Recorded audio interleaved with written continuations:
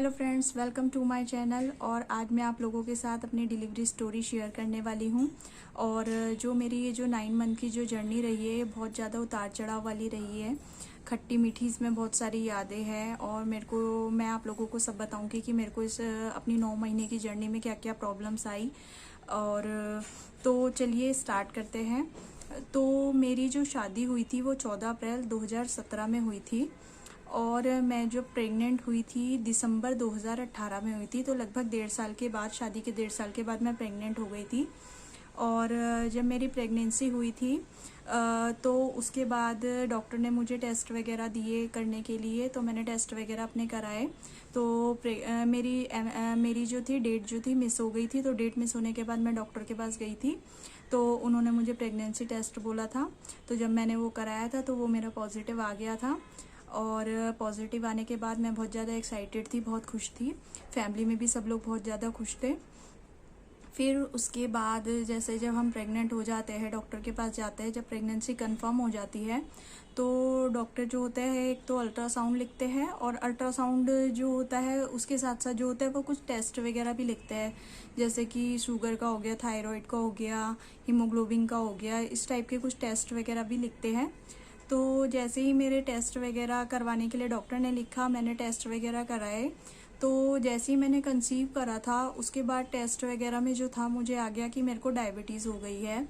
तो फिर मैं बहुत ज़्यादा घबरा गई थी, क्योंकि होता ही है जब पहला बच्चा होता है, पहली प्रेगनेंसी होती है, तो वैसे ही थोड़ा बहुत नर्वस तो होते ही है। और फिर ऐसा कुछ पता चले कि आपको डायबिटीज़ हो गई है तो फिर हम बहुत टेंशन में आ गए थे, मैं भी मेरे हस्बैंड भी। तो फिर जो था डॉक्टर को मैंने दिखाया रिपोर्ट वगैरह। तो डॉक्टर ने बोला घबराने की बात नहीं है, क्योंकि जब प्रेगनेंसी होती है तो जो हमारी जो बॉडी के जो हार्मोन्स होते हैं वो बहुत ज़्यादा इम्बैलेंस हो जाते हैं। तो किसी किसी की बॉडी में जो होता है ऐसी प्रॉब्लम आ जाती है कि डायबिटीज़ हो जाती है, थायराइड हो जाता है।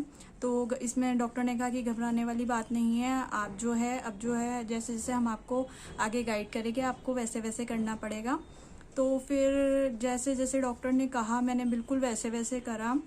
और जैसे ही मेरी प्रेगनेंसी स्टार्ट हुई उसके बाद मुझे जो है वॉमिटिंग वगैरह बहुत स्टार्ट हो गई थी। 3-4 महीने मेरे को बहुत उल्टियाँ होती थी, खाने का बिल्कुल मन नहीं करता था। और 6 to 7 kg मेरा वेट भी बहुत लूज़ हो गया था, क्योंकि मैं खा ही नहीं पाती थी। जैसे ही थोड़ा बहुत खाती थी वैसे ही मेरे को वॉमिटिंग हो जाती थी। और सिर्फ मैं सिंपल दाल वगैरह बॉईल करी हुई वो खा पाती थी, या फिर जैसे नमकीन दलिया होता है वो खाती थी। उसके अलावा मैं कुछ नहीं खा सकती थी, मेरी बहुत तबीयत ख़राब रहती थी।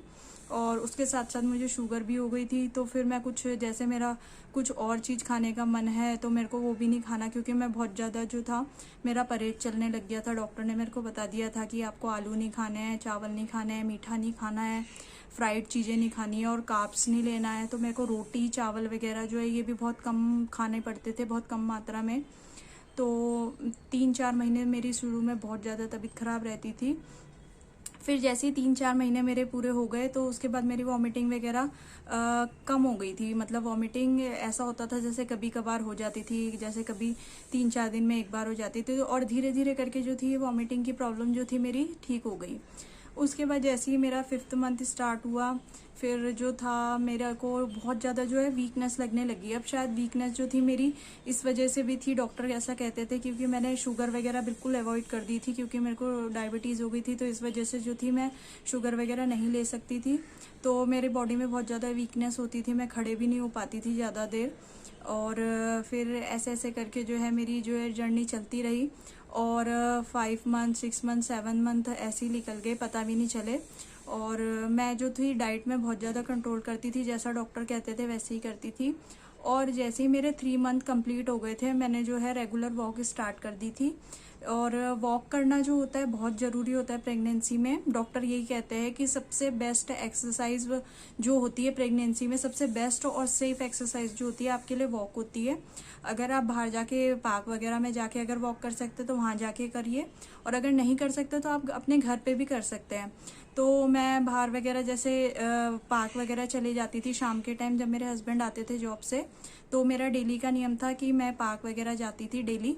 और पूरे 9 मंथ जब तक मेरी डिलीवरी हुई, जिस दिन मेरी डिलीवरी हुई थी उसकी मॉर्निंग में भी जो है मैं वॉक करने गई थी। तो मैं 3 मंथ्स के बाद जो है मैंने रेगुलर वॉक स्टार्ट कर दी थी। और मैं जो थी बहुत ज़्यादा एक्टिव थी और भूख मुझे बहुत ज़्यादा लगती थी। 3-4 महीने तक जब तक उल्टियाँ होती रही, मुझे वॉमिटिंग वगैरह चलती रही, तब तक मेरा बिल्कुल खाने का मन नहीं करता था। और जैसे ही मेरी वॉमिटिंग वगैरह बंद हुई तो उसके बाद मेरे को बहुत भूख लगती थी। मेरे समझ में नहीं आता था मैंने अभी खाना खाया है और थोड़ी देर बाद मुझे फिर भूख लग जाती थी। तो मैं बहुत ज़्यादा खाने लगी थी, लेकिन मेरा वेट बिल्कुल ज़्यादा नहीं बढ़ा। मेरा वेट जो था मुश्किल से मेरा 6-7 किलो वजन बढ़ा होगा, इससे ज़्यादा नहीं बढ़ा था। क्योंकि मेरी शुगर वगैरह जितनी भी चीज़ें जो फैट बढ़ाती है, जो आपका वेट इंक्रीज करती है, वो सब चीज़ें मेरी बंद थी, तो इसलिए मेरा वेट ज़्यादा नहीं बढ़ा था। और शुगर, अगर आप लोगों में से अगर किसी को अगर शुगर हो जाती है, डायबिटीज़ हो जाती है, तो बिल्कुल भी घबराने की बात नहीं है। मैं उसके ऊपर भी एक अलग से वीडियो बनाने वाली हूँ। और शुगर के साथ साथ मुझे थोड़ी बहुत थायराइड भी हो गई थी, तो थायराइड की जो है डॉक्टर ने एक जो है टैबलेट आती है जो सुबह खाली पेट लेते हैं, वो दे दी थी मुझे। बाकी थायराइड मेरा इतना ज़्यादा नहीं था, बस मेरे को शुगर की प्रॉब्लम हो गई थी। और जैसे ही मेरा 5th मंथ क्रॉस हुआ तो फिर डॉक्टर ने मुझे जो है रेगुलर जो है ब्लड टेस्ट कराने के लिए जो है घर पे ही जो मशीन आ जाती है शुगर चेक करने की, वो लेने को कहा था। तो मेरे को जो है रेगुलर जो है एक चार्ट बनाना पड़ता था, मॉर्निंग का, इवनिंग का, कि मेरी शुगर नाश्ते से पहले, ब्रेकफास्ट से पहले कितनी है, और दिन के खाने से पहले कितनी है, दिन के खाने के बाद कितनी है, और रात को कितनी है। तो मेरे को इस तरीके का चार्ट बनाने के लिए डॉक्टर ने कहा था, मैं वो चार्ट भी बनाती थी। और वॉक से मेरे को बहुत ज़्यादा फ़र्क पड़ता था, और वॉक से जो है शुगर भी कंट्रोल हुई मेरी बहुत, और वेट भी कंट्रोल रहता है, और बॉडी बहुत ज़्यादा एक्टिव रहती है। तो इसलिए मैं आप लोगों को भी कहूँ कि अगर आप प्रेग्नेंट है तो सबसे बेस्ट जो है, सबसे बढ़िया जो है आपके लिए, आपके बेबी के लिए वॉक है। तो आप खुली हवा में जो है वॉक कीजिए, बहुत ज़्यादा अच्छा है और इसका बहुत ज़्यादा बेनिफिट मिलता है प्रेगनेंसी में। तो जैसे ही मेरा 6th month 7th month complete हो गया, 6-7 मंथ कंप्लीट हो गया था, फिर मेरा 8th मंथ आया। 8th मंथ में मैंने ज़्यादा पार्क वगैरह नहीं गई मैं, क्योंकि सब घर वाले बोलते हैं कि जैसे 8th मंथ में जो होता है ज़्यादा बाहर वगैरह नहीं जाना आना चाहिए। तो मैंने सिर्फ घर पे ही जो थी वॉक वगैरह कर लेती थी। तो 8th मंथ में मैं ज़्यादा बाहर नहीं जाती थी, सिर्फ डॉक्टर वगैरह के जाना है वैसे ही जाती थी मैं। और फिर उसके बाद 9 मंथ स्टार्ट हुआ मेरा, और 9 मंथ स्टार्ट होने के बाद मैंने बहुत ज़्यादा काम वगैरह शुरू कर दिया घर का। खूब मैं पोछा वगैरह लगाती थी, और झाड़ू पोछा वगैरह मैं अपने आप करती थी, और वॉक तो मेरी रेगुलर चल ही रही थी। और 9 मंथ में मैंने मॉर्निंग और इवनिंग दोनों टाइम की वॉक स्टार्ट कर दी थी। और जैसे जैसे टाइम बीतता गया धीरे धीरे जो है, और 9 मंथ में मेरे को थोड़ी सी ये प्रॉब्लम स्टार्ट हो गई थी कि मेरे को जो है बैक में बहुत ज़्यादा पेन होने लग गया था।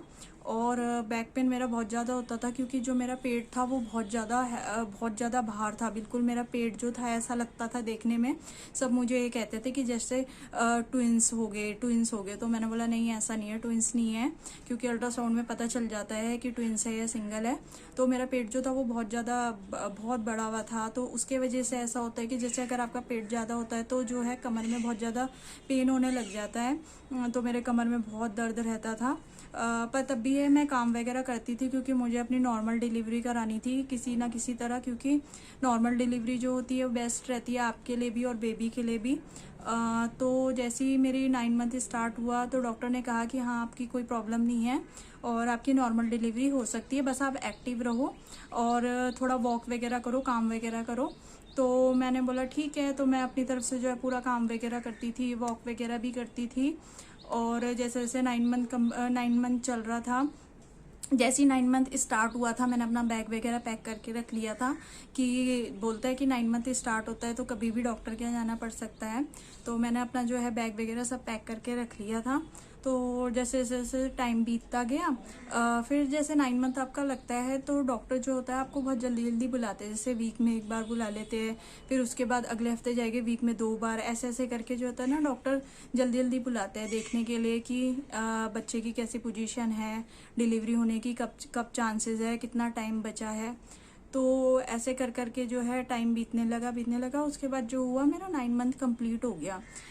18th अगस्त को जो है मेरा 9 मंथ कंप्लीट हो गया। तो जब कंप्लीट हो गया 9 मंथ, तो मेरे को थोड़ी टेंशन हो गई कि क्या हो गया ऐसा, कि क्यों नहीं हो रहा है। तो डॉक्टर भी मेरे को बोलने लगे कि क्या हुआ, आपको पेन वगैरह क्यों नहीं आ रहे हैं।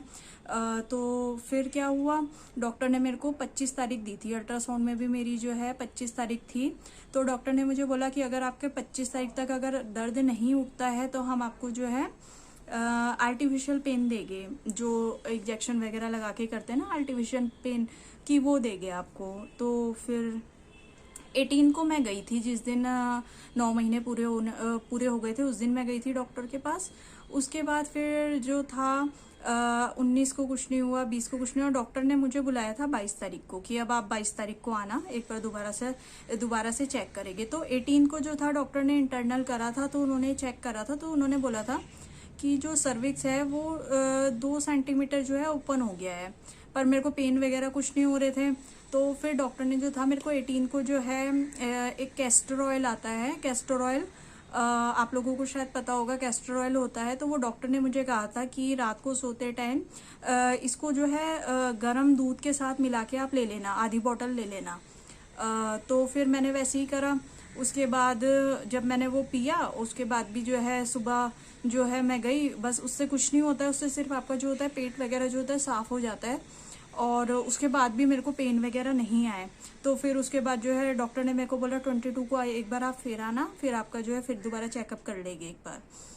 फिर 19 तारीख को, 20 तारीख को कुछ नहीं हुआ। 21 तारीख को जब मैं सुबह उठी तो नॉर्मली थी, वैसे ऐसा कोई प्रॉब्लम नहीं हुई मुझे।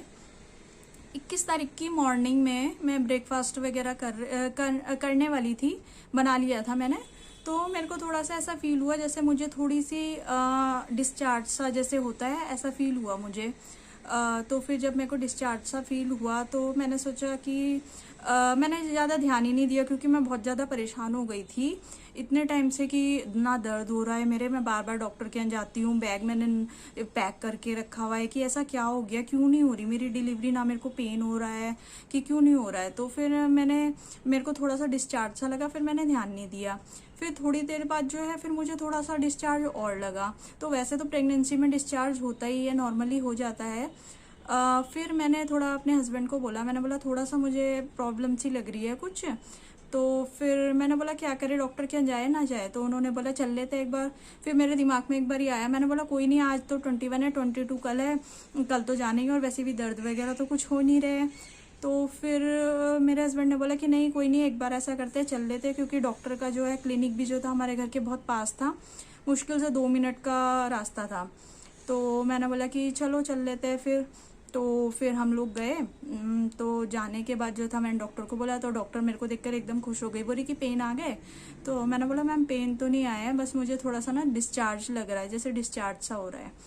तो फिर डॉक्टर ने बोला चलो आ जाओ चेक करते हैं। फिर डॉक्टर ने चेक वगैरह करा, तो डॉक्टर ने मेरे को कहा है कि डिस्चार्ज नहीं हो रहा है, ये आपको जो है वाटर लीकेज हो रही है।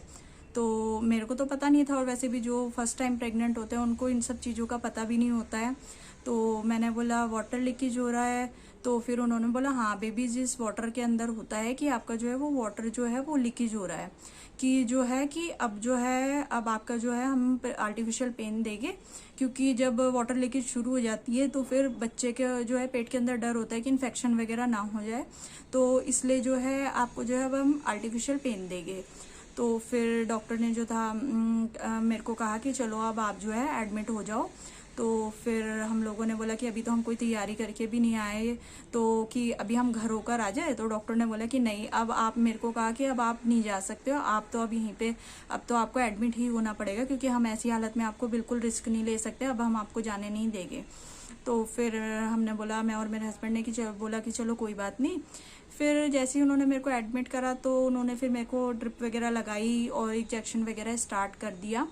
तो हम लगभग जो था 10:30-11 बजे चले गए थे, और 10:30-11 बजे जाने के बाद उन्होंने मेरे को जैसे वैसे ही एडमिट करके जो है तुरंत जो है वो ड्रिप वगैरह में जो इंजेक्शन वगैरह दे दिया था। फिर इंजेक्शन वगैरह देने के बाद मेरे को करीबन 2-3-4 घंटे तक तो कुछ हुआ ही नहीं। मैं सोची अब भी नहीं हो रहा, अब तो इंजेक्शन दे दिया, अब भी क्यों नहीं हो रहा दर्द। मैं बार बार नर्सेस से पूछ रही, डॉक्टर से पूछ रही कि क्या हो गया, क्यों नहीं हो रहा मुझे दर्द। तो फिर डॉक्टर ने बोला होता है किसी किसी की बॉडी में थोड़ा टाइम लग जाता है। फिर जैसे ही 4 बजे मुझे थोड़ा थोड़ा जो है दर्द स्टार्ट हो गया, हल्का हल्का सा दर्द स्टार्ट हुआ। तो जब हल्का हल्का सा दर्द स्टार्ट हो गया तो फिर मैं बड़ी खुश हो गई। मैंने बोला कि अरे दर्द स्टार्ट हो गए, बस कि एक्साइटेड हो गई कि भाई अब तो जो है बेबी आ जाएगा। इतने 9 महीने से जो है जो जिस चीज़ का इंतजार था वो टाइम आने वाला है। बहुत खुश हो गई मैं, जब मेरे हल्का हल्का दर्द हुआ तब तो मैं बहुत ज़्यादा खुश हो गई। फिर जैसे जैसे टाइम बीतता गया जैसे 5, 5:30, 6, 7, 7:30 बज गए और मेरा दर्द इतना भयंकर मेरे दर्द होने लग गया। बस मैं तो दर्द से रोने लग गई, बस मेरा बहुत बुरा हाल हो गया। मैंने बोला कि इतना भयंकर दर्द, ये तो मैंने सोचा भी नहीं था। पर ये था कि दर्द तो होता है, बहुत होता है, लेकिन मैं बहुत डरती भी थी इस चीज़ से कि बहुत भयंकर दर्द होता है। पता नहीं लोगों ने एक चीज़ वो बना रखी थी कि इतना भयंकर दर्द होता है कि एक साथ इतनी हड्डी टूटती है, इतना होता है, ये होता है। पर ऐसा कुछ नहीं होता है। औरत जो होता है वो, औरत के अंदर ये चीज होती है, औरत जो है वो दर्द बर्दाश्त कर सकती है, ये आराम से बर्दाश्त कर सकती है, ऐसा नहीं है। और आप लोगों को जो है, अगर कोई किसी के मन में थोड़ा सा भी डर है कि भाई, मैं भी बहुत ज्यादा डरती थी और मैं ना यूट्यूब में वीडियो सर्च करती रहती थी कि अगर आपको प्रेगनेंसी इसमें डिलीवरी में लेबर का अगर दर्द का डर है तो क्या करे, ये है वो है। मैं बहुत सारी सर्च करती रहती थी और मेरे को बहुत डर लगता था कि यार, और जैसे टीवी वगैरह सीरियल वगैरह में दिखाते थे लेडीज वगैरह चिल्लाती थी, तो मेरे को बहुत ज्यादा ना वो डर था। तो जैसे ही मेरा दर्द स्टार्ट हुआ मेरे को एकदम याद आ गया कि हाय बहुत दर्द होता है, याद आ गया मुझे ऐसे ऐसे करके। तो फिर जो है डॉक्टर ने मेरे को आके समझाया, बोला कि ऐसा कुछ नहीं होता है, कि थोड़ा सा जो है अपने अंदर विल पावर रखो और ऐसा कोई ये मुश्किल नहीं है। हमने भी ये काम करा है, आपकी मम्मी ने भी करा है और आप भी करोगे, ऐसा कोई मुश्किल नहीं है। बस थोड़ा सा जो है ना, एक तो अपने आप को रिलैक्स रखो कि घबराना नहीं है जैसे, और रोना नहीं है, चिल्लाना नहीं है, कि जिससे कि आपकी एनर्जी बची रहे, क्योंकि जब आपकी बॉडी में एनर्जी होगी तभी जो है आप पुश वगैरह कर सकोगे। अगर आप रोओगे चिल्लाओगे तो आपकी एनर्जी जो है उसी में वेस्ट हो जाएगी। तो फिर मैं समझ गई, मैंने बोला कि अब जो है जो भी करना है मतलब बहुत आराम से करना है, क्योंकि रो के चिल्ला के कोई फायदा नहीं है। दर्द होएगा वो हमें बेयर करना है और फिर बेबी आएगा तो उसके लिए अब ये सब तो करना पड़ेगा ही। तो फिर मैंने बोला कि, फिर डॉक्टर ने मुझे समझाया, फिर मैं थोड़ा रिलैक्स हो गई। तो फिर जैसे ही 7:30, 8 बजे तो मेरा जो था दर्द बहुत ज़्यादा बढ़ गया। फिर डॉक्टर ने जो है मेरे को पहले तो नॉर्मल रूम में रखा हुआ था, फिर वो लेबर रूम ले गए। लेबर रूम में जब उन्होंने चेक करा तो मेरा जो था सर्विक्स जो था 8 सेंटीमीटर जो था उसका जो था मुंह खुल गया था। तो डॉक्टर ने बोला कि अब जो है आप लेबर रूम में ही रहना, कि अब किसी भी वक्त जो है आपकी डिलीवरी हो सकती है। तो फिर जो था आधे पौने घंटे तक मेरे को बहुत दर्द चलता रहा। फिर उसके बाद 8 बजे के आसपास जो था, फिर डॉक्टरों ने जो था मेरा डिलीवरी प्रोसेस स्टार्ट करवा दिया। फिर डॉक्टर ने बोला कि वही जैसे बोलते हैं पुश वगैरह करो। तो हुआ ये मेरे साथ कि मैं पुश वगैरह कर रही थी, प्रॉपर दर्द वगैरह आ रहे थे, मैं पुश कर रही थी। लेकिन पुश करने के बाद भी जो था मेरा जो था बेबी जो था बाहर ही नहीं आ रहा था। उसका हेड वगैरह जो था दिख रहा था पर वो बाहर ही नहीं आ रहा था। तो मैं भी बहुत ज़्यादा परेशान हो गई कि क्या हो गया, ऐसा क्यों नहीं हो पा रहा। और डॉक्टर भी आपस में एक दूसरे को देख रहे, बात कर रहे, मेरे कुछ समझ में नहीं आ रहा है। एक तो मेरे वैसे ही इतना ज़्यादा दर्द में थी मैं, और ऊपर से मेरे को टेंशन होने लग गई। फिर उसके बाद थोड़ी देर बाद उन्होंने जो था मेरे ऑक्सीजन मास्क लगा दिया।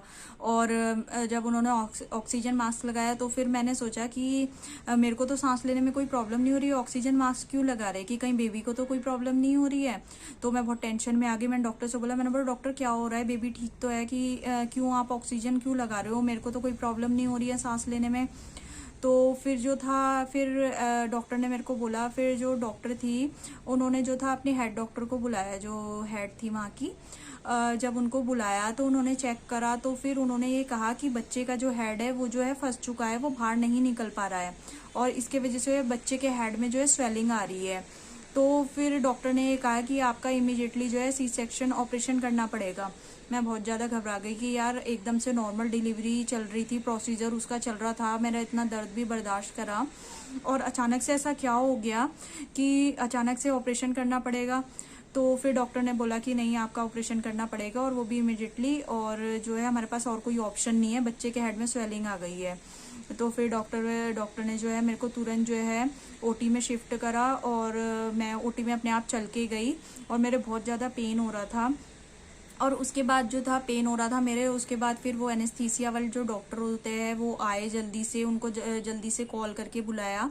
फिर वो जल्दी से आए, उन्होंने जो था मेरे बैक में जो है एनेस्थीसिया वाला जो इंजेक्शन होता है वो दिया। तो जैसे ही उन्होंने वो इंजेक्शन दिया उसके बाद एकदम मेरा दर्द एकदम बिल्कुल बंद हो गया। मैं इतने दर्द से तड़प रही थी और एकदम से जो था एकदम बिल्कुल बॉडी जो थी नीचे की ऐसी हो गई, बिल्कुल नम बिल्कुल।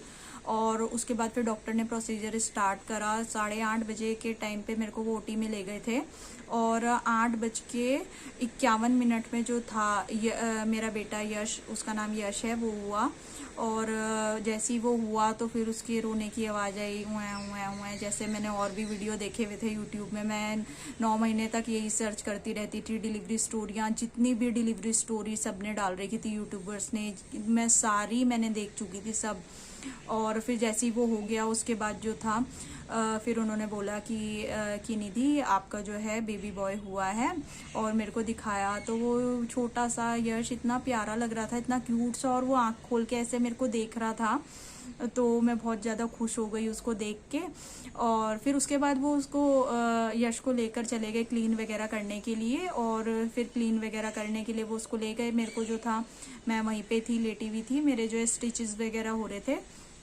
और स्टिचेस वगैरह कंप्लीट होने के बाद जो था वो जो था मेरे को थोड़ी देर बाद, आधा एक घंटे बाद जो है, आधा एक घंटे के लिए जो है वो आपको ऑब्जर्वेशन में रखते हैं, जिससे कि थोड़ा बीपी वगैरह वो देखते रहते हैं कि। और जब मेरा ऑपरेशन चल रहा था तो जब कंप्लीट हो चुका था, स्टिचेस वगैरह लग रहे थे मेरे, तो मेरा बीपी भी काफ़ी लो होने लग गया था। तो डॉक्टर मेरे से पूछने लगी कि आपको कोई प्रॉब्लम तो नहीं हो रही है। तो मैंने बोला नहीं, मुझे कोई प्रॉब्लम नहीं हो रही है।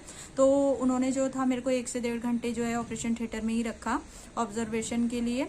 और फिर 1-1.5 घंटे बाद उन्होंने मुझे रूम में शिफ्ट करा। फिर वहाँ पे जो था वो मेरे बेबी को नर्स लेकर आई। फिर जो है फिर मैंने उसको देखा। और बाकी वैसे मेरा रात को ऑपरेशन हुआ था तो मेरे को उस टाइम पे हिलना डुलना नहीं था। ऑपरेशन जिनका भी होता है वो बिल्कुल सीधे लिटा देते हैं, बिल्कुल हिलना डुलना जो है अलाउड नहीं होता है, नेक्स्ट डे ही करवाते हैं वो। तो यही थी मेरी डिलीवरी स्टोरी। और मेरी नॉर्मल डिलीवरी ही होनी थी। डॉक्टर ने यही कहा था कि आपकी नॉर्मल होएगी। और अचानक से जो था वो कुछ ऐसी कंडीशन हो गई कि मेरा जो है सी सेक्शन करना पड़ा। तो ऐसा हो जाता है कभी कभी, डॉक्टर कहते हैं कि नॉर्मल डिलीवरी होने वाली होती है और कुछ कंडीशन एकदम से ऐसी आ जाती है कि अचानक से भी करना पड़ जाता है ऑपरेशन। तो ऑपरेशन हो या आपकी नॉर्मल डिलीवरी हो, बस मेन जो चीज़ होती है वो ये होती है कि आपका बेबी और आप सेफ हो। तो आप लोगों को कैसी लगी मेरी ये डिलीवरी स्टोरी, प्लीज़ मुझे कमेंट करके बताना। और अगर आपको मेरी डिलीवरी स्टोरी अच्छी लगी हो तो प्लीज़ इसको लाइक ज़रूर करना।